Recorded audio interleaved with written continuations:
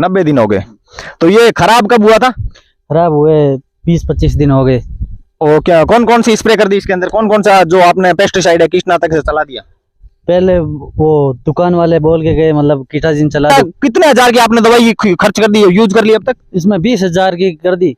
एक बार आके बोल के जाता ये डाल दो, फिर उससे परिणाम मिला तो क्या अगली बार अच्छी है ये डाल दो। जिसको बोल रहे हो ना उसके पास बैचलर ऑफ साइंस की डिग्री है क्या?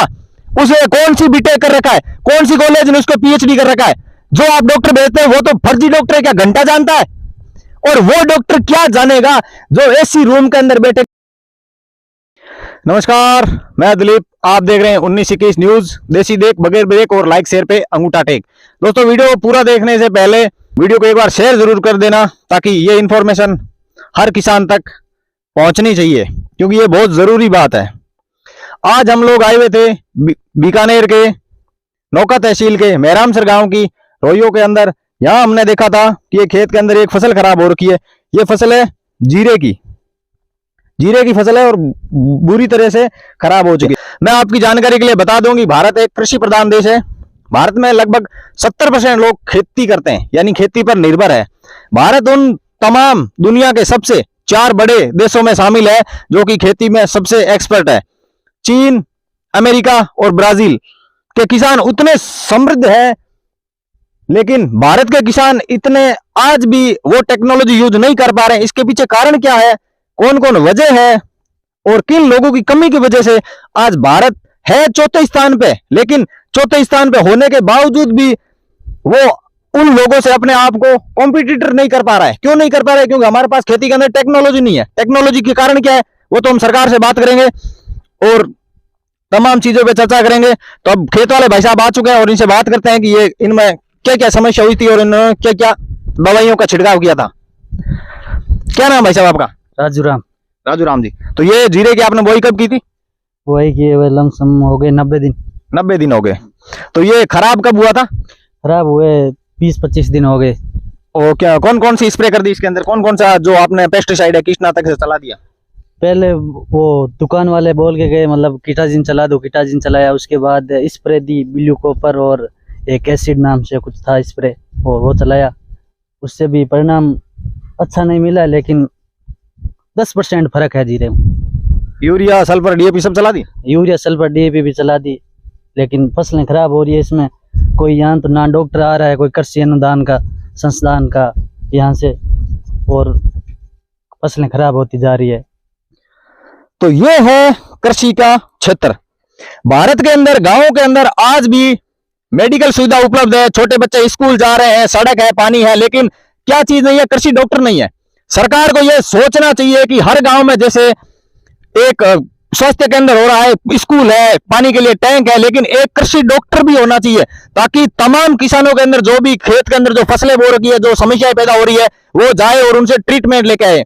इसके अंदर सबसे बड़ी समस्या क्या है आपको बता दूं कि भारत के अंदर कीटनाशक जो बाजार है वो फिलहाल 2022 की आंकड़ों के आधार पे मैं बता रहा हूं 86,000 करोड़ रुपए का बाजार है। यानी टोटल बाजार पूरी दुनिया काला बाजारी पे चल रही है। इसके पीछे भारत का जो 86,000 करोड़ रुपए का जो बाजार है ना, वो है पेस्टिसाइड का। ये लोग करते क्या है, इन भाई साहब ने बताया कितने हजार की आपने दवाई खर्च कर दी, यूज कर ली अब तक? इसमें 20,000 की कर दी। एक बार आके बोल के जाता ये डाल दो, फिर उससे परिणाम मिला तो क्या अगली बार अच्छी है ये डाल दो, ऐसे बोल के 20-25 हजार की दवाई डलवा दी, लेकिन इससे कोई परिणाम नहीं मिला है। मैं जो भी देख रहे हैं किसान भाई उनसे कह रहा हूँ, या तो आप इसे कोई लैब में लेके किसान अच्छे डॉक्टर से चेक करवाइए जो कृषि अनुसंधान का है वगैरह, और दुकान वालों की बात नहीं माने, उनसे ज्यादा फालतू का ये कीटनाशक दवाइयां नहीं लेके आए, इससे बर्बाद न हो। तो जो दुकानदार जो कीटनाशक बेचते हैं उनकी मैं एक थ्योरी समझाता हूं आपको। वो लोग किस तरह से अपने इस मार्केट को रन कर रहे हैं और इसको चला रहे हैं। आपके आसपास आपने देखा होगा कि जो भी पेस्टिसाइड की दुकानें आज से 2 साल पहले अब जो खोली गई थी, उनकी पोजीशन 2 साल पहले क्या थी, आज उनकी पोजीशन क्या है? क्योंकि वो लोग इस सेक्टर के अंदर इतना सारा पैसा कमा रहे हैं। कमाने के पीछे कारण क्या है? यदि ये जो पौधा मैं आपको दिखा रहा हूं इसके अंदर एक कोई छोटी सी समस्या है तो वो लोग इसके लिए 4 दवाई लिख के देंगे और बाद में बोलेंगे हमारा डॉक्टर आएगा। वो डॉक्टर जो कंपनी का एम्प्लॉय होता है। आप लोगों ने किसान को बेवकूफ समझ रखा है क्या सोच रहे हो कि किसान को हम खेत में भेजेंगे, एक डॉक्टर भेजेंगे? जो लोग आप डॉक्टर जिसको बोल रहे हो ना, उसके पास बैचलर ऑफ साइंस की डिग्री है क्या? उसे कौन सी बीटेक कर रखा है, कौन सी कॉलेज ने उसको पीएचडी कर रखा है? जो आप डॉक्टर भेजते हैं वो तो फर्जी डॉक्टर है, क्या घंटा जानता है? और वो डॉक्टर क्या जानेगा जो एसी रूम के अंदर बैठेगा, एक कंपनी का एम्प्लॉय है, ओनली फॉर अपनी कंपनी की दवाई सप्लाई करने के लिए आता है। और एक चीज और बता देता हूं, भारत के अंदर यदि पेस्टिसाइड का बाजार इतना बड़ा है तो सरकार अंधी है या गूंगी है या बहरी है, उसको सुनाई नहीं दे रहा कि यदि सारी ये चीजें है। मैं एक और आपको बता दूं चीज कि यदि एक दवाई है तो उसके 50 नहीं 5000 ब्रांड है। मतलब आएगा कोई लोकल बनाएगा, किसान को चौपड़ के चला जाएगा, लेकिन कोई सुनने वाला नहीं है। क्यों सुनेगा? सरकार को पैसा मिल रहा है, सरकार क्यों जानकारी देगी लोगों को? और किसान को जानकारी देंगी भी क्यों? क्योंकि किसान को मिल क्या रहा है, क्या बताएगी? किसान कर्जे में चल रहा है, किसान घाटे में चल रहा है, घंटा चल रहा है घाटे में, तुम्हारी वजह से घाटे में चल रहा है। यदि किसान को अपनी फसलों का दाम है ना, यदि ये पेस्टिसाइड वाले सही से काम करे ना, तो ये भारत भी ना दुनिया का टॉप नंबर 1 कृषि उत्पादन देश बन सकता है। और एक चीज और बताऊं कि दवाइयों के अंदर आप रेट देख लेना, मैं राजस्थान की बात नहीं कर रहा हूं, पूरे भारत में कहीं भी देख लेना, 3000 रुपए 2000 रुपए उसकी एमआरपी होती है। ये होती है कि एमआरपी, और दुकान वाले उसमें से पता है किसान को कितना लेस कर देता है, 500 या 700 रुपए, फिर भी वो उससे कमा रहा है। क्यों कमा रहा है? क्योंकि वो 4 गुना कमा रहा है। उसको किसान की फसल से कोई मतलब नहीं है, उसका काम है आया किसान रगड़ दो मतलब एकदम चटनी बना दो किसान की, मार दो, मतलब आएगा किसान चौपड़ेगा चला जाएगा, लोगों को इससे कोई फर्क नहीं पड़ेगा, लोग जाएंगे। एक चीज और बताता हूं, दुकानदार के पास ये जैसे एक पौधा है, मैं इसको नहीं छेड़ूंगा, ये पौधे को उखाड़ लेता हूं और जाके क्या बोलेंगे, डॉक्टर साहब, जो दुकानदार है, डॉक्टर साहब ये एक पौधा है और इसके अंदर ये समस्या है, उसको खुद को नहीं पता है कि इसके अंदर क्या समस्या है और क्या नहीं, वो बताएगा क्या? और जो दुकानदार जो लाइसेंस लेके बैठे वो भी सारे फर्जी है। लाइसेंस कौन लेता है? जिसने एग्रीकल्चर से बीएससी या बीए किया हो और उसके पास बैचलर ऑफ साइंस की डिग्री हो, वो उसको बंदे को लाइसेंस मिलता है। आप लोग जिस बंदे को लाइसेंस दे रहे हो उसने कभी खेती देखी नहीं है, वो कभी खेत आया ही नहीं है, उसको पता ही नहीं है खेत में हेरा तोई क्या होती है, चना क्या है, सरसों क्या है, जीरा क्या है, इस सब क्या है, कुछ नहीं पता है। वो एसी रूम में बैठेगा, एक पेन कॉपी लेगा, एक कंपनी का एम्प्लॉय आएगा, सर ये दवाई पीले के लिए, ये दवाई लाल के लिए, ये दवाई किसान की कफन खरीदने के लिए, खरीदो, बेचो और मजे करो। आपको सरकार से क्या करना है? आप सरकार को पैसा दे रहे हो और आप जीएसटी भी दे रहे हो, सरकार तो कुछ करेगी नहीं। और एक चीज और बताओ भाई साहब, जैसे डॉक्टर आता रहता है यहाँ से, डॉक्टर तो वो बोलता था मैं डॉक्टर हूँ, लेकिन वो दुकान का कोई कर्मचारी है, एम्प्लॉय वगैरह, वो देख के चला जाता है। तो ये खेतों में आते हैं और बोलते हैं हम डॉक्टर है, उनको ये पूछने वाला नहीं है कौन से तुम्हारे पास कॉलेज की डिग्री है कोई कॉलेज की डिग्री, और खुद को डॉक्टर बता रहे हो। एक दुकानदार है जो नॉर्मल 10-12 हजार या 10-12 लाख रुपए लगा के एक दुकान ओपन कर लेता है और एक भाड़े का टटपुंजिया रख लेता है। मैं सभी दुकानदारों से साफ साफ बोलना चाहता हूं, समझ लो, अब यदि मेरे कभी धक्के चढ़ गए ना, एक ही नंगा कर दूंगा खेत के अंदर ही। किसानों को बेवकूफ समझ रखा है क्या? यहाँ इसमें 20,000 रुपए की दवाई खत्म कर दी, लेकिन फिर भी इनमें रिजल्ट नहीं मिला है। एक फसल पकने में कितना टाइम लगता है? इसमें लमसम 120-25 दिन, यानी 4 महीने, करीब 4-4.5 महीने लगते हैं। यदि इस बार खराब हो गई तो आपकी तो गई। हमारे तो गई। इसमें बीज भी 1200 रुपए किलो आया है, जीरे का प्रमाणित बीज बोलते हैं, लेकिन अभी वापस इसका भाव तो 25,000 रुपए क्विंटल हो गया। लाए तब 1,20,000 रुपए क्विंटल मिलता है जब बीज। हाँ, एक और, जब बीज खरीदने आते हैं तो आपका मुंह ऐसा नहीं खुलता, ऐसा खुलता हाँ, और जब खरीदने जाते हैं, हम वापस बेचने जाता है किसान, तो ऐसे मुंह को एकदम साइलेंट कर लेते हो। क्यों भाई, कहाँ की मैंने मर्जी और कैसे चलेगा ये सब? जब खरीदते हो तो 25,000, जब बेचते हो तो 1,20,000। तो सरकार खुद सोचो कि आंकड़ा कहां कॉम्बिनेशन बैठ रहा है, 3 गुना बैठेगा क्या? गूंगी है क्या सरकार? सरकार को इससे क्या मतलब यार? कौन देखेगी इस चीज को? और यदि एक बार ये फसल खराब हो जाती है तो दोबारा आपका तो टाइम बर्बाद हो गया। जमीन पानी वगैरह सिंचाई जो भी किया 4 महीने, मतलब वेस्टेज हो गई। इसमें कोई फायदा मिलने वाला नहीं है किसान को। तो मतलब एक आदमी की लापरवाही और सारी फसल चौपट।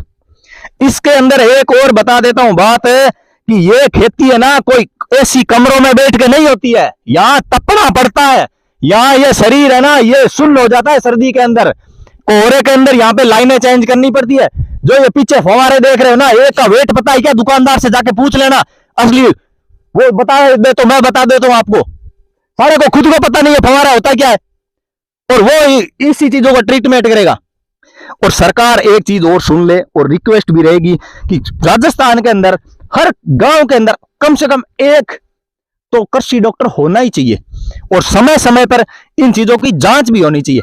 ये मार्केट इतना बड़ा है, इतना बड़ा है कि आप सोच नहीं सकते, आपकी सोच से परे है। 229.4 बिलियन करोड़ का ये मार्केट है। बिलियन में आप नहीं समझो, बिलियन इतनी बड़ी यानी ये गणना हो सकती है कि आप सोच नहीं सकते। इतना बड़ा मार्केट होने के बावजूद भी इसके अंदर पूरी धांधली चल रही है। धांधली के पीछे कारण क्या? नॉलेज नहीं है। आप खेती कब से कर रहे हो? खेती हमारे पिताजी भी करते हैं, अभी पीछे पढ़ाई पूरी कर ली इसके बाद, और पेपरों में लीक हो जाते हैं तो बार बार ऐसे टाइम वेस्ट होता है, तो इसलिए खेती में हम लगे लमसम 20-25 साल हो गए। तो सरकार किसको चौपड़ेगी? किसान को। पेपर लीक करवाएगी, किसान खेती करेगा। तो यदि आपका मकसद यही है खेती करवाना, तो खेती को सही ढंग से करवाओ ना, ताकि हम भारत की उन ऊंचाइयों को छू सके। भारत जहां दुनिया खड़ी है आज, चीन, अमेरिका, ब्राजील आज दुनिया के सबसे टॉप देश है, जो कि सबसे ज्यादा खाद्य जो सामग्री है उत्पादन करते हैं। भारत भी सबसे टॉप चौथे नंबर पे आता है, लेकिन संसाधन देखो ना, ये संसाधन है। और गलती किसकी इसमें? आप इसमें किस चीज को जिम्मेदार मानते हो? मैं तो इसमें मानता हूँ सरकार और जो लाइसेंस वाली दुकान है इनको। सरकार ज्यादातर यूरिया भी नहीं मिलती है तो कहती है, सरकार कहती है आत्मनिर्भर भारत का रट लगाई रहती है, लेकिन आप देखोगे यूरिया के बैग और डीएपी के बैग जो सऊदी अरब एक आप बोल सकते हो दौरों का मुल्क है, हाँ। उसमें से मतलब हम डीएपी एक्सपोर्ट कर रहे हैं। हाँ, एक्सपोर्ट कर रहे हैं। यूरिया चाइना से आ रही है, तो इसमें मतलब सरकार कहीं ना कहीं कमी है। लेकिन सरकार को शर्म आनी चाहिए। शर्म मतलब शर्म कर लो, डूब मरो, कहीं गड्ढे में जाके डूब मरो। इतना बड़ा देश है, खुद अपना उत्पादन नहीं कर सकते क्या? लोगों को बाहर भेज दो। बाहर से क्यों मंगवाएंगे? क्योंकि पेपर में दिखाना है। इतना 1000 करोड़ का ये मंगवा लिया, यहाँ पहुंचा दिया ताकि रगड़ दो किसानों को। और एक चीज और, दुकानदार, सबसे बड़ी समस्या क्या है दुकानदारों के अंदर? जब आप लोग जब खाद या बीज जब खरीदते हो, मूंगफली की फसल आती है या ये जब सर्दियों वाली फसल मिलती है, तो इसके अंदर दुकानदार मनमानी नहीं करते हैं क्या? जो आप यूरिया का या डीएपी बैग खरीदे उनके साथ एक्स्ट्रा सामान नहीं देते आपको? हाँ, जैसे नैनो यूरिया देते हैं और उसमें एक सल्फर आती है वो देते हैं। वो तो सल्फर मिट्टी टाइप होती है, बिल्कुल मिट्टी। हाँ मिट्टी है, उसमें कोई काम की नहीं। नैनो यूरिया का भी मतलब अभी आप देख रहे हो न्यूज़ में बता रहे हैं, मतलब उससे भी फसल में उत्पादन कमी हो रही है। तो नैनो यूरिया मिलती तो बैग क्यों खरीदते हैं? या सरकार नैनो यूरिया चलाए या बैग चलाए, दोनों से किसानों को नैनो यूरिया। यानी किसान को फायदा चाहिए, बाकी किसान अब घंटा जाए कहाँ बाढ़ में जाए, अपने किसान वो सरकार से कुछ नहीं करना है। किसान के फायदे के लिए बात होनी चाहिए, चाहे आप यूरिया दो चाहे आप कुछ भी दो। हाँ, और इसमें मतलब सरकार एक्स्ट्रा कुछ जोड़ते रहते हैं, और पहले 50 केजी का जो यूरिया का बैग आता है वो 45 केजी कर दिया, और धीरे धीरे ऐसे घटा रहे हैं वजन। तो दोस्तों, ये थी इस खेत की कहानी, और इस तरह की तमाम बड़ी खबरों के लिए बने रहिए न्यूज 1921 पर। जय हिंद, जय भारत।